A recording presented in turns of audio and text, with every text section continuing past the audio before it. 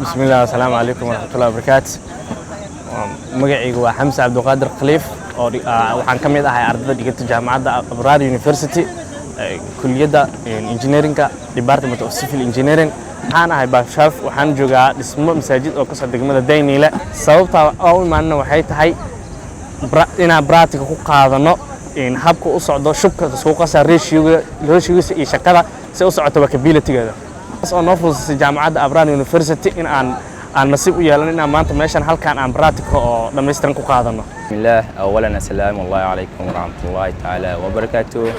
وأنا أحمد محمد بركان كسعودة جامعة أبرار يونيفرسيتي كلية أمبرتنا وسيفل إنجينيرين وحان هاي باج 5 وحان مشان أجوغا إن براتك قاطو اسمك السعودة تقمد الديني له وحان مشان أجوغا sida waxaan meeshan u joogaa inaan ku kontrolo sida la isku qaso shubka waxa inoo suurtagelisay jaamacadda Abraar inaan maanta halkaan ka qaadano practical aad iyo aad ay u maasin.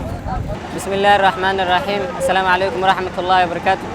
Magacaygu waa Maxamed Cabdi Baadan waxaan ka socdaa jaamacadda Abraar University waxaan ahay batch 5 halkan waxa uu imaanay sida baraatika oo qaadano degmada Daynile ka socdo dhismo masjid sababta meesha maana waxay tahay in sales kugu daraayo barashada sales kugu daraayo jaayga biyaha iyo carada iyo dhismaha qaabka masaajidka uu socdo. Assalaamu alaykum warahmatullahi wabarakatuh.